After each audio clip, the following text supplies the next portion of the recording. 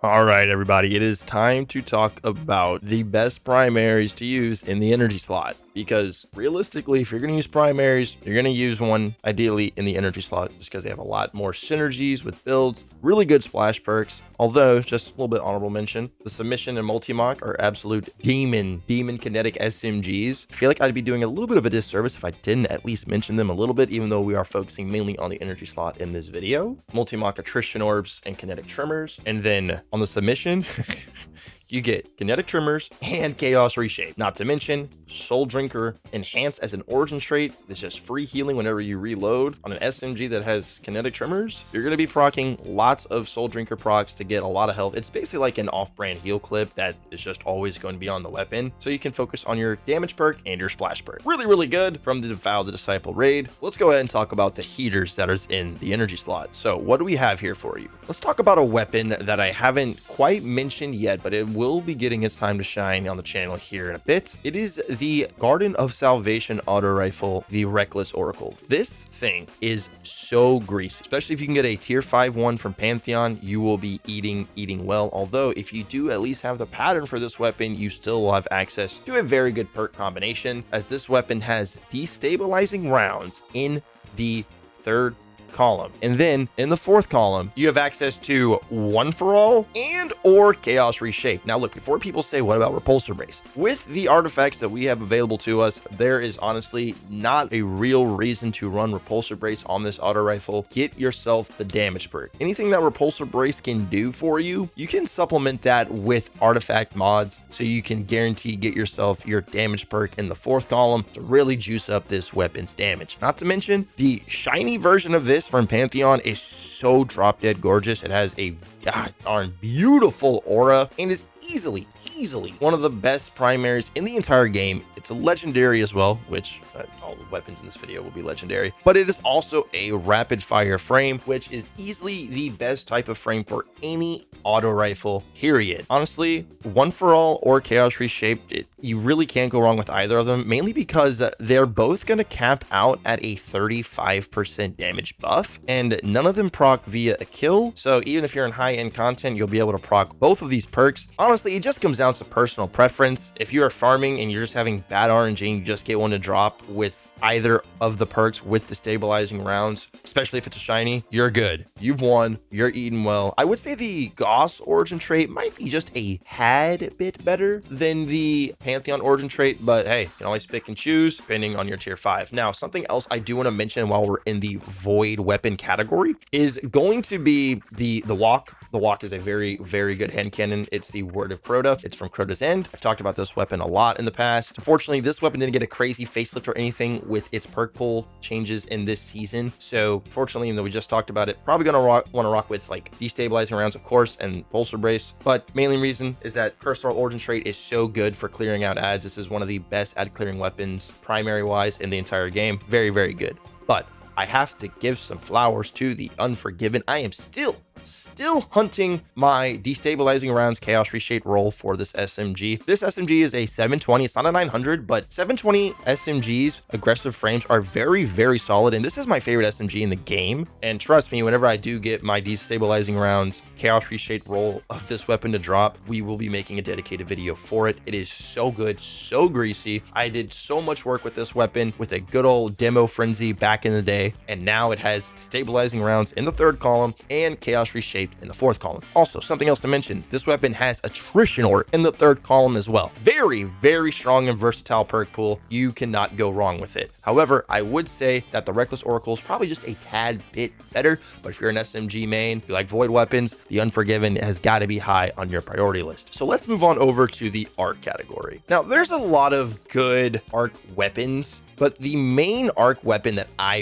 really want to talk about is the Nation of Beast hand cannon. This is the Last Wish hand cannon. I imagine a lot of people watching this video have this weapons pattern. That's Last Wish weapon patterns back in 2023 over 3 years ago. This weapon has gear shift in the third column. We just made a whole video on this weapon, giving it its flowers. And the role that I like on mine is gear shift, which gets up to a 35% damage buff, mind you. And then jolting feedback. Jolting feedback, when enhanced on a hand cannon, procs in 3 shots. It doesn't have to be on the same enemy. It can go bang, you one shot this enemy, bang, you one shot this enemy, and you shoot a major with your third shot in a quick succession.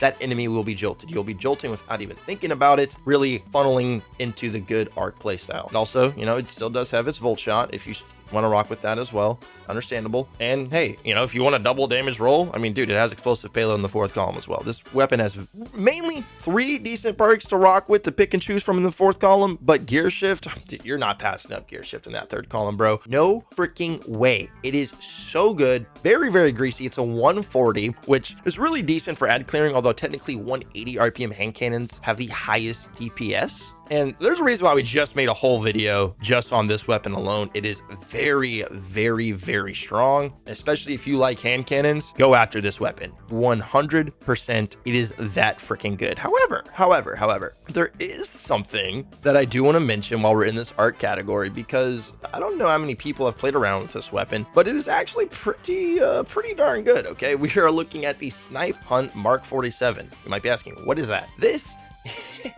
is the Sparrow Racing League auto rifle. This is a 720 RPM auto rifle, which, like we just said with the Reckless Oracle, is the best frame of auto rifles in the game. And you want to talk perk pools? This thing has a very, very solid perk pool. You have jolting feedback in the third column, and then you have the options of gear shift in the fourth column, literally just the roll on the Nation of Beasts, just flip-flop in the columns. But hey, it also has things like Chaos Reshaped and Attrition Orbs. So if you get a tier 5 with all 3 of those, you will be eating good. Also, I do want to mention this is a funny auto rifle in the fact that it has both jolting feedback and volt shot. I haven't played with that role, but it's definitely unique to this weapon and something I wanted to mention. I've heard a lot of people talking about this weapon, at least in the comments, but like in the community, not many people talking about it too much. So I definitely felt like I had to give this weapon some love, give it its flowers. It is really, really nice. It's the right frame, great perks, and it has one of my favorite origin traits in the text balance stock. Damaging targets while firing from the hip increases handling, reload speed, and movement speed for an improved amount while aiming down sights. We will happily take that. If you have used this weapon a lot or just haven't,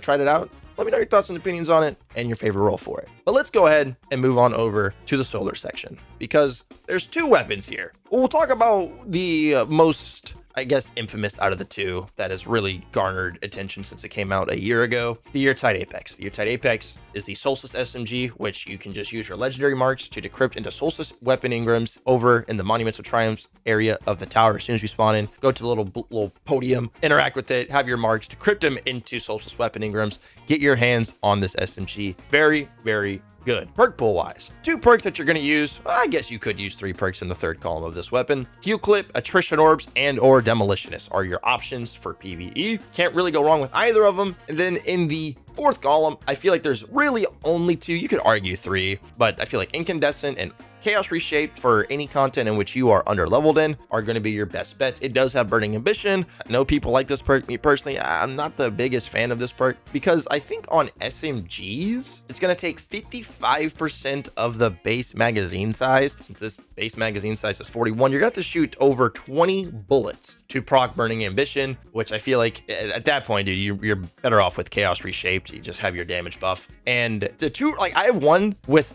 a roll of Heal Clip and Incandescent for just on level content, doing a solo dungeon. Very good role to use. You'll just constantly be healing yourself, clearing out ads. Very, very comparable and competent. But in higher end content, I feel like Attrition Orbs and Chaos Reshaped is going to be a lot more valuable, as you'll have your damage buff, you'll be making orbs without having to use any siphon investments on your helmet. Overall, very, very good SMG. There's a reason why this thing has been as good as it has been since it came out. It's never going to get nerfed. It also does have the text balance stock as well, which is very, very good, especially on a weapon like this. And of course, this is a 900 RPM, which is the community's favorite RPM for SMGs. Just an overall really good frame. Very good SMG, great perks, utility wise in the third column, and damage and splash wise in the fourth column. That's the thing when you're using your primaries, you need to have some form of a splash perk to really give it, because like you're not going to use a primary to burst down a boss or a major or a champ, so you really do want to have some sort of splash perk to help clear out rank and file enemies. That is what primaries are designed to do, and this thing can do that. Pick your poison. Very, very good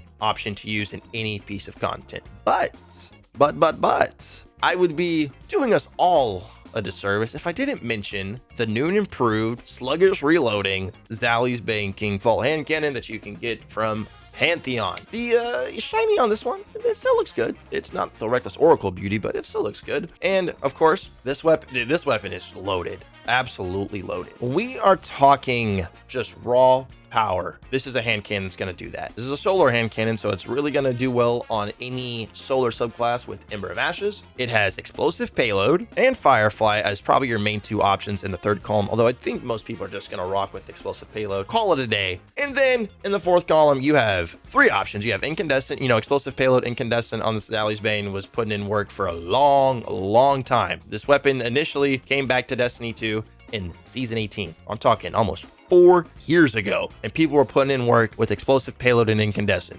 Really good roll even now. However, now it has the option to run Chaos Reshape and or One for All as other options. If you want a double damage hand cannon, explosive payload, Chaos Reshape, give me that. I'm gonna take that to the bank all frackin' day. This is a weapon that has a lot of versatility to it. It does draw from Pantheon, which I know some people watching this video, it's not gonna be the easiest for them to access, but I have to mention this, man. This thing is just too good to just leave on the table. You could even get away with running a Firefly One for All roll if you really wanted to. It's just that flexible. It also does have demolitions in third column as well, but I feel like explosive payload is just a little bit better. Regardless, this is a 140 hand cannon, just like the Nation of Beasts. The runneth over origin trait is, I would never call this origin trait like bad, but it's solid, right? Like, it's B tier. Reloading near allies overflows the magazine an improved amount. So if you're near your teammates when you reload it, you'll get a bigger magazine, which, hey, we'll take that for a hand cannon like this that has a relatively sluggish reload. It only has 43 base reload speed, so you do really want to get flared magwell if you can on this hand cannon, just to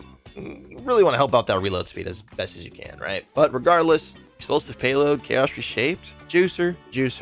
I feel like that's what most people are going to go for on this hand cannon, because you can already just craft the normal Zally's Bane with explosive payload and incandescent. And even if you don't have the ability to run Pantheon, but you have the Zally's Bane pattern, you will not be able to get the shiny version of it, but you will be able to go ahead and get your explosive payload and Chaos Reshape, but you will not be able to get the Pantheon origin trait either. So a little bit of sacrifice has to be made, but to get the raw base of the new strength of the Zally's Bane, as long as you have the pattern, my friend, you can go craft it with explosive payload and Chaos Reshape, or One for All. You pick, do your thing. Regardless, this is an absolute beast of a hand cannon, and it has to make an appearance in this video. Let me know your thoughts and opinions down below in the comments on the weapons that we discussed today. Do you think I missed one? Do you think I overrated one? Make sure to check the Twitch channel at the top, link to the description, twitch.tv/Kree, Kwree. I'll see your beautiful faces in the next one. Adios.